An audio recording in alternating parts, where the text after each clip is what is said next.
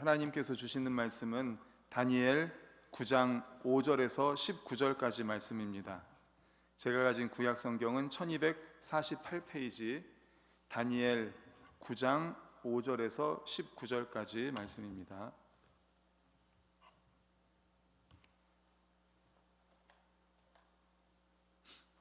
다니엘 9장 5절부터 19절까지 우리 다 같이 읽겠습니다. 좀 길지만 다 같이 시작. 우리는 이미 범죄하여 배역하며 행악하며 반역하여 주의 법도와 규례를 떠났사오며 우리가 또 주의 종 선지자들이 주의 이름으로 우리의 왕들과 우리의 고관과 조상들과 온 국민에게 말씀한 것을 듣지 아니하였나이다.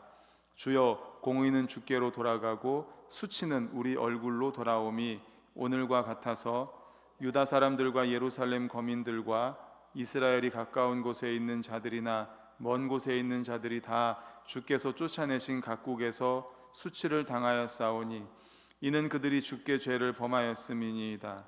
주여, 수치가 우리에게 돌아오고 우리의 왕들과 우리의 고관과 조상들에게 돌아온 것은 우리가 주께 범죄하였음이니이다마는 주 우리 하나님께는 긍휼과 용서하심이 있사오니 이는 우리가 주께 패역하였음이오며 우리 하나님 여호와의 목소리를 듣지 아니하며 여호와께서 그의 종 선지자들에게 부탁하여 우리 앞에 세우신 율법을 행하지 아니하였음이니이다. 온 이스라엘이 주의 율법을 범하고 치우쳐 가서 주의 목소리를 듣지 아니하였으므로 이 저주가 우리에게 내렸으되 곧 하나님의 종 모세의 율법에 기록된 맹세대로 되었사오니 우리가 주께 범죄하였음이니이다. 주께서 큰 재앙을 우리에게 내리사 우리와 및 우리를 재판하던 재판관을 쳐서 하신 말씀을 이루셨사오니 온 천하의 예루살렘에서 일어난 일 같은 것이 없나이다. 모세의 율법에 기록된 대로 이 모든 재앙이 이미 우리에게 내렸사오나 우리는 우리의 죄악을 떠나고 주의 진리를 깨달아 우리 하나님 여호와의 얼굴을 기쁘게 하지 아니하였나이다. 그러므로 여호와께서 이 재앙을 간직하여 두셨다가 우리에게 내리게 하셨사오니 우리 하나님 여호와께서 행하시는 모든 일이 공의로우시나 우리가 그 목소리를 듣지 아니하였음이니이다. 강한 손으로 주의 백성을 애굽 땅에서 인도하여 내시고 오늘과 같이 명성을 얻으신 우리 주 하나님이여 우리는 범죄하였고 악을 행하였나이다. 주여, 구하옵나니 주는 주의 공의를 따라 주의 분노를 주의 성 예루살렘 주의 거룩한 산에서 떠나게 하옵소서. 이는 우리의 죄와 우리 조상들의 죄악으로 말미암아 예루살렘과 주의 백성이 사면에 있는 자들에게 수치를 당함이니이다. 하온즉 우리 하나님이여 지금 주의 종의 기도와 간구를 들으시고 주를 위하여 주의 얼굴빛을 주의 황폐한 성소에 비추시옵소서. 나의 하나님이여 귀를 기울여 들으시며 눈을 떠서 우리의 황폐한 상황과 주의 이름으로 일컫는 성을 보옵소서. 우리가 주 앞에 간구하옵는 것은 우리의 공의를 의지하여 하는 것이 아니요 주의 큰 긍휼을 의지하여 함이니이다. 주여 들으소서. 주여 용서하소서. 주여 귀를 기울이시고 행하소서. 지체하지 마옵소서. 나의 하나님이여 주 자신을 위하여 하시옵소서. 이는 주의 성과 주의 백성이 주의 이름으로 일컫는 바 됨이니이다. 아멘.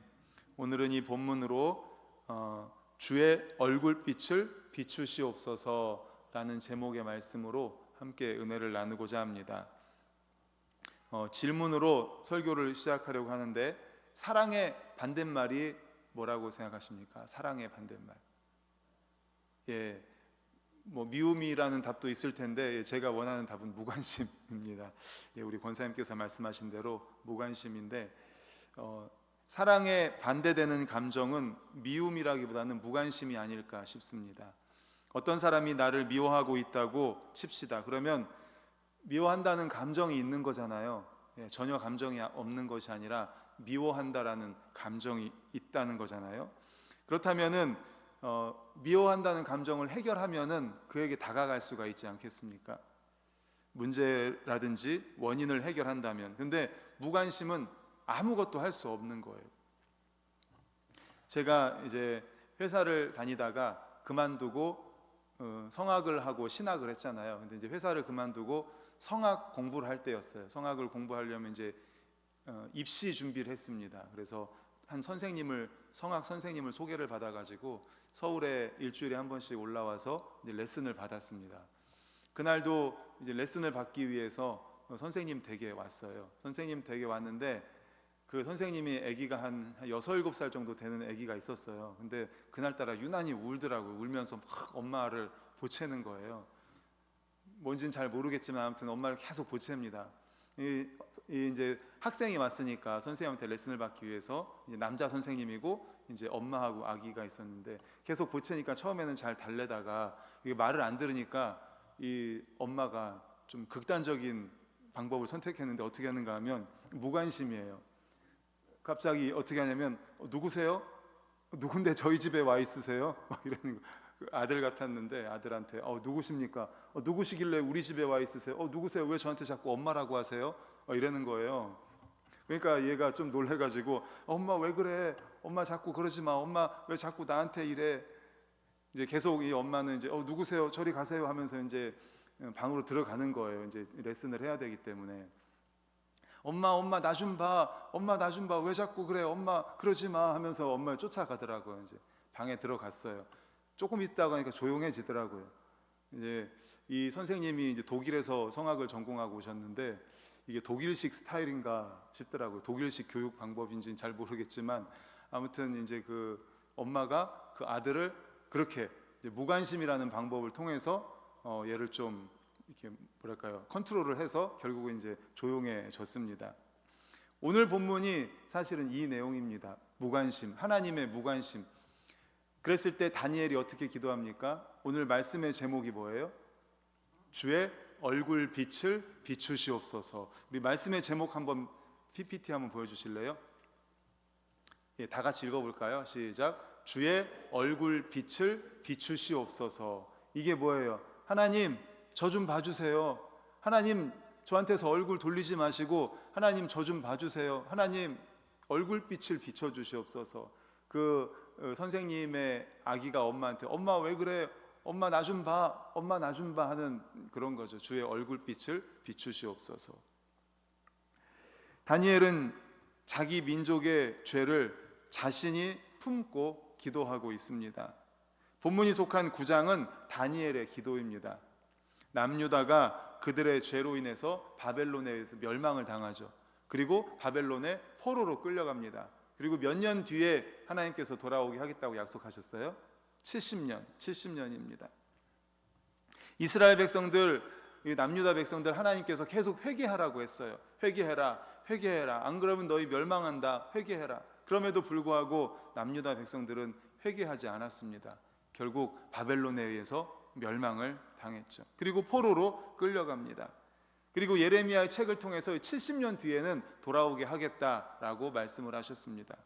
우리 PPT로 9장 1절 2절을 같이 읽겠습니다. 시작. 메대 족속 아하수에로의 아들 다리오가 갈대아 나라 왕으로 세움을 받던 첫 해, 곧 그 통치 원년에 나 다니엘이 책을 통해 여호와께서 말씀으로 선지자 예레미야에게 알려주신 그 연수를 깨달았나니 곧 예루살렘의 황폐함이 70년 만에 그치리라 하신 것이니라. 아멘.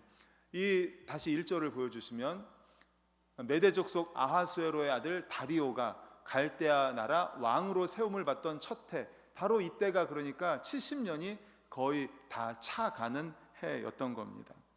다니엘은 예레미야 선지자의 글을 읽고 깨달은 것이죠.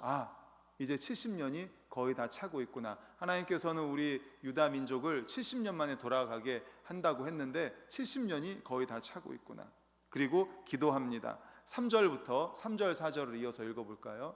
시작. 내가 금식하며 베옷을 입고 죄를 덮어쓰고 주 하나님께 기도하며 간구하기를 결심하고 내 하나님 여호와께 기도하며 자복하여 이르기를 크시고 두려워할 주 하나님, 주를 사랑하고 주의 계명을 지키는 자를 위하여 언약을 지키시고 그에게 인자를 베푸시는 이시여. 아멘. 이렇게 회복의 기도를 드립니다. 오늘 본문은 이 회개와 회복의 기도 가운데 핵심에 해당됩니다. 하나님의 긍휼을 의지해서 기도합니다. 이어서 우리 18절을 읽겠습니다. 시작. 나의 하나님이여 귀를 기울여 들으시며 눈을 떠서 우리의 황폐한 상황과 주의 이름으로 일컫는 성을 보옵소서. 우리가 주 앞에 간구하옵는 것은 우리의 공의를 의지하여 하는 것이 아니요 주의 큰 긍휼을 의지하여 함이니이다. 아멘. 지금 고난과 수치를 당하는 선민, 즉 예루살렘 성과 성소로 대변되는 선민을 회복시켜 달라고 지금 기도하고 있는 겁니다. 이제 70년이 다 다가오니까 하나님 회복시켜 주시옵소서. 그런데 다니엘의 기도 가운데 이상한 점이 있습니다. 뭔가 하면 다니엘은 한 번도 하나님께 예루살렘을 구원해 주십시오, 예루살렘을 구해 주십시오, 예루살렘으로 대표되는 이스라엘 백성들로 대표되는 예루살렘, 그러니까 이스라엘 백성들, 유다 백성들 70년이 됐으니까 우리 좀 구해 주십시오, 이제 포로 생활에서 좀 해방시켜 주십시오, 이렇게 기도하지 않습니다. 그러면 어떻게 기도하는지 대표적으로 우리 이어서 16절, 17절, 18절을 다시 한번 이어서 읽어보겠습니다. 16절 시작. 주여 구하옵나니 주는 주의 공의를 따라 주의 분노를 주의 성 예루살렘 주의 거룩한 산에서 떠나게 하옵소서. 이는 우리의 죄와 우리 조상들의 죄악으로 말미암아 예루살렘과 주의 백성이 사면에 있는 자들에게 수치를 당함이니이다. 그러하온즉 우리 하나님이여 지금 주의 종의 기도와 간구를 들으시고 주를 위하여 주의 얼굴빛을 주의 황폐한 성소에 비추시옵소서. 나의 하나님이여 귀를 기울여 들으시며 눈을 떠서 우리의 황폐한 상황과 주의 이름으로 일컫는 성을 보옵소서. 우리가 주 앞에 간구하옵는 것은 우리의 공의를 의지하여 하는 것이 아니요 주의 큰 긍휼을 의지하여 함이니이다. 아멘. 16절을 다시 한번 보여주십시오.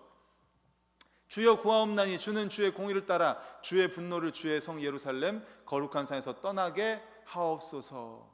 이렇게 기도합니다. 그리고 17절 보시면 17절 주의 얼굴빛을 황폐한 성소에 비추시옵소서. 18절 보여주시면 우리의 황폐한 성을 보옵소서. 두 번째 줄, 세 번째 줄을 보면 눈을 떠서 우리의 황폐한 상황과 주의 이름으로 일컫는 성을 보옵소서. 다니엘이 간구하는 내용을 보시면 특징이 있습니다. 우리를 구원해 주십시오, 살려 주십시오, 해방시켜 주십시오, 적들로부터 구출해 주십시오, 지금 포로로 끌려와 있는데 구출해 주십시오, 이렇게 기도하지 않습니다. 우리를 좀 봐주십시오, 얼굴빛을 우리에게 좀 비춰주십시오. 하나님으로 하여금 다시 한번 선민에게 관심을 가져달라고 지금 기도하고 있는 거예요. 우리한테 좀 관심을 가져주십시오. 거기에 초점이 맞춰져 있다는 겁니다. 하나님, 저 좀 봐주세요. 무관심하지 마세요. 아까 앞에 말씀드렸던 그 아기가 엄마한테 엄마 나 좀 봐, 엄마 나 좀 봐 하는 것처럼 지금 다니엘은 그렇게 기도하고 있는 거예요. 하나님, 저희 좀 봐주세요. 하나님, 저희 좀 봐주세요. 얼굴빛을 좀 비춰주세요. 이렇게 기도하고 있는 겁니다. 그러니까 다니엘은 지금 하나님과 하나님의 백성으로서 이스라엘의 관계 정상화를 염원하고 있는 거예요. 아기가 엄마한테 엄마 나 좀 봐, 엄마 나 좀 봐 하는 이유가 뭡니까? 관계를 회복하기 위한 거죠. 엄마와의 관계. 엄마는 뭐라고 그랬어요? 누구세요? 누구신데 저희 집에 와 계세요? 가세요. 여기는 우리 집이에요. 아무런 관계가 없다는 거잖아요. 무관심, 아무런 관계가 없는데 이 아기는 엄마 왜 그래? 엄마 나 좀 봐. 엄마와의 아기와의 관계를 회복하고 싶은 거예요. 지금 다니엘도 그렇게 기도하는 겁니다. 주님, 얼굴빛을 비춰주십시오. 주님 좀 봐주십시오. 우리입니다. 우리 유다 백성, 하나님이 선택하신 하나님의 백성입니다. 하나님과의 관계를 지금 회복해 달라는 거예요. 지금 하나님과의 이스라엘 관계가 깨진 거는 왜 깨졌습니까?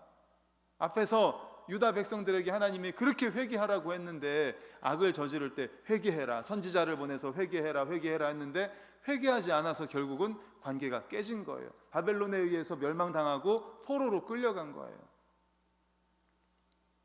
그래서 그는 당연한 어조로 관계를 회복시켜 주십시오 이렇게 하는 것이 아니라, 기도한 것이 아니라 은혜를 구하면서 회개하면서 간절히 하나님께 기도하는 겁니다. 하나님 저희를 불쌍히 여겨주시고 긍휼, 맨 마지막에 보세요. 주의 큰 긍휼을 의지하여 기도합니다. 우리가 잘했다는 거 아닙니다.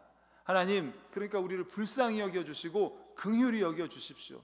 우리가 잘못했습니다. 우리를 좀 봐주세요. 우리입니다. 우리 하나님의 선택하신 백성 남유다. 우리 좀 봐주세요. 그래서 그러한 간구를 드리기에 앞서서 우리가 읽었던 5절에서 15절에 보면 죄인이 하나님과 관계를 회복하는데 필수적인 회개의 기도를 드리고 있는 겁니다. 그러니까 우리가 쭉 읽었던 내용들이 다 회개하는 내용이에요. 하나님 앞에 회개하면서, 그리고 16절에서 18절 우리가 하나님 앞에 큰 죄를 저질렀습니다. 회개하고, 그리고 나서 하나님, 그러니 회개하오니 얼굴빛을 우리에게 비춰주십시오. 사실 다니엘의 기도 내용을 보면 총 15절 가운데 3분의 2가 넘는 11절이 회개와 관련된 내용입니다. 선민의 회복을 요청하는 간구는 4절에 불과합니다. 앞에 5절부터 우리가 19절까지 읽었는데 15절까지가 회개하는 거고요, 16절부터 끝까지가 이제 간구하는 거예요. 우리 좀 봐달라고.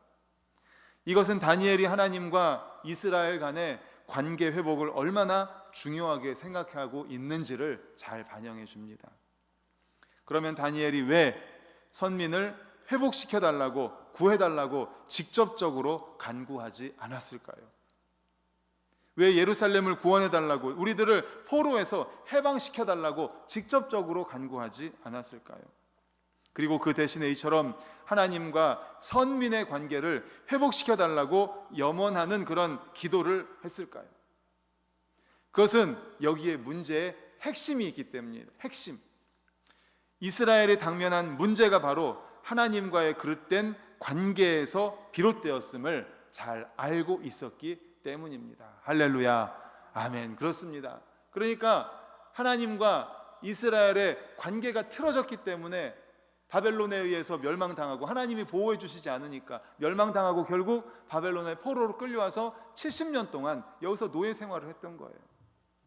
바로 관계가 틀어졌기 때문이 가장 큰 문제라는 거예요. 그래서 하나님 앞에 회개하면서 관계 회복을 위해서 지금 간구하는 겁니다. 그 아이도 마찬가지잖아요. 엄마가 누구세요? 이제 관계가 틀어진 거예요. 아무런, 이 아이가 계속 울으니까 넌 이제 내 아들 아니다. 이제 뭐 실제로는 그렇지 않지만 그런 식으로 해가지고 이제 관계가 틀어졌다는 걸 표시를 낸 거죠. 그랬을 때 이 아이가 엄마 나 좀 봐, 나 좀 봐. 관계 회복을 위해서 노력을 하는 거죠. 바로 마찬가지입니다. 오늘 이 다니엘도 그렇게 기도를 하는 거예요.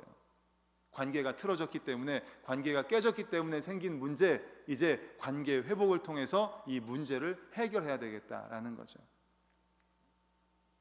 이스라엘은 하나님께 범죄함으로 말미암아 하나님의 진노의 대상이 되었습니다. 그래서 하나님께서는 당신의 은총과 보호의 상징인 그의 임재를 이스라엘에게서 거두어 가셨습니다. 그리고 당신의 얼굴을 그들로부터 돌리셨습니다. 엄마가 그 아이로부터 얼굴을 돌린 것처럼 하나님이 유다 백성들에게서 얼굴을 돌리셨어요. 무관심으로 돌리셨습니다.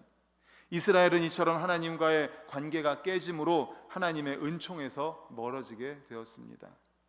그로 인해서 나라의 멸망과 바벨론의 포로라는 재앙을 당하게 된 것이죠. 그러므로 이스라엘이 하나님과 다시 관계를 정상적으로 회복한다면 어떻게 되겠습니까? 모든 문제가 회복이 되는 거예요. 이전과 같이 하나님의 보호와 은총을 받게 되는 거죠. 그 아이가 엄마한테 엄마 나 좀 봐, 나 좀 봐. 엄마와의 관계를 회복을 위해서 노력해서 결국 엄마가 아이고 우리 아들 하면서 관계를 회복하면 어떻게 될까요?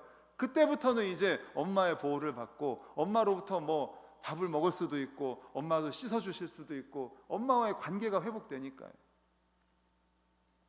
다니엘은 바로 이것을 알고 있었던 겁니다. 하나님과의 관계가 중요하다. 하나님과의 관계 회복이 없으면 다른 것은 필요 없다. 다른 것에서부터 시작할 수 없다. 다른 것이 문제의 해결이 아니다. 하나님과의 관계, 하나님과의 관계, 바로 이 관계를 위해서 기도하고 있음을 그래서 기억하시기를 간절히 축원합니다. 아멘. 사랑하는 성도 여러분, 이스라엘의 역사만큼이나 우리의 인생도 숱한 문제들의 연속입니다. 그런데 이런 문제는 이스라엘이 그렇듯 대부분 하나님과의 정상적이지 못한 관계에서 비롯됩니다. 관계가 틀어지기 때문에 하나님의 보호를 받지 못하고, 관계가 틀어지기 때문에 은총을 받지 못합니다. 관계가 틀어지기 때문에 은혜의 비를 맞지 못하는 거예요. 그러므로 지금 내가 하나님과 올바른 관계를 잘 유지하고 있는지를 점검할 수 있기를 간절히 축원합니다. 하나님과의 관계를 잘 유지하고 있는지를 점검하시기를 바랍니다. 가전제품을 사면 이제 매뉴얼이 다 있어요. 뭐 냉장고라든지, 냉장고를 샀다고 쳐보세요. 그러면은 냉장고 설치해 주시고, 설치하신 분들이 매뉴얼을 줍니다. 매뉴얼을 주면서 읽어보시라고 해요. 그런데 냉장고가 돌아가다가 갑자기 멈췄어요. 그러면 이제 매뉴얼을 보면 제일 먼저 뭐라고 나와 있냐면, AS 센터에 전화하기 전에 이것부터 확인해 주세요 하면서 제일 먼저 위에 있는 게 뭔지 아세요? 코드가 꼽혔는지 확인하세요. 예, 코드가 꼽혔는지, 코드가 제대로 꼽혀 있는지를 확인하고, 그 다음에 뭐 확인해서 그래도 안 되면 AS 센터에 전화를 하세요. 이렇게 나와요. 제일 중요한 게 뭐예요? 전원이 꼽혀 있어야 되는 거예요. 전원이 꼽혀 있어야 돼요. 가전제품은 전기로 돌아가니까 전원이 꼽혀 있어야 되는 거예요. 바로 이겁니다. 바로 이겁니다. 하나님과의 관계, 가장 중요한 거예요. 마치 전원이 꼽혀 있는가 아닌가와 같이 하나님과의 관계가 가장 중요한 거예요. 그러니까 무슨 문제가 생기면 전원이 꼽혀 있는지를 먼저 확인해 주세요. 무슨 문제가 생기면 하나님 앞에 내가 정말 바르게 서 있는지, 하나님과의 관계가 제대로 되어 있는지, 하나님 앞에 부끄러운 모습은 아닌지, 하나님 앞에 정말 말씀에 순종하고 있는지, 하나님과의 관계를 제일 먼저 점검하시기를 간절히 축원합니다. 아멘. 그렇습니다. 그게 바로 모든 문제의 마스터키입니다. 마스터키. 그러므로 우리는 인생의 문제를 만날 때 당면한 문제 해결에만 골똘해서는 안 돼요. 문제 해결에만 골똘하면 거기서 헤어나지를 못해요. 문제만 계속 바라보게 돼 있어요. 전원 코드는 빠져 있는데 다른 곳에서 막 문제를 찾는 거예요. 관계가 정상적이지 않은 이상 해결할 수가 없습니다. 심지어 우리의 기도도 당면한 문제를 해결하는 노력도 소용이 없을 수가 있습니다. 그에 반해서 하나님과의 바른 관계가 회복되면 눈 녹듯이 해결돼요. 전기를 꼽으면 되네, 이렇게 되는 거예요. 전기가 안 꼽혀 있었기 때문에 동작을 하지 않았던 거죠. 따라서 문제에 직면했을 때 겉으로 드러나는 문제보다 먼저 하나님과의 관계가 바른지 확인하고 그것을 먼저 바르게 세워가는 우리 모든 성도님들 되시기를 간절히 축원합니다. 아멘. 말씀을 정리합니다. 다니엘은 이제 곧 포로 생활을 마치고 예루살렘으로 돌아갈 좋은 날을 남겨두고 있음을 알면서도 자기 조상들의 죄와 자기의 죄를 하나님 앞에 간절히 고백하고 있습니다. 우리가 이런 죄를 지었습니다. 하나님, 이런 잘못을 저질렀습니다. 그러면서 어떻게 하고 있어요? 하나님, 주의 얼굴빛을 비춰 주시옵소서. 주님, 저희들을 봐 주시옵소서. 주님과의 관계 회복을 위해서 기도하고 있습니다. 하나님과의 관계 회복이 근본적인 문제 해결입니다. 그렇습니다. 가장 중요한 것은 바로 관계입니다. 문제 해결을 위해서 문제에 우리의 시선을 빼앗겨서는 안 됩니다. 그 문제보다 더 근본적인 하나님과의 관계 회복. 그러므로 사랑하는 성도님들, 우리 매일매일 하나님과의 관계를 회복하기 위해서 점검하고 또 점검하고, 그리고 거기에서부터 우리의 문제를 해결해 나가는 우리 모든 성도님들 되시기를 간절히 축원합니다. 아멘. 이 시간에 우리 함께 찬송하고 기도하도록 하겠습니다.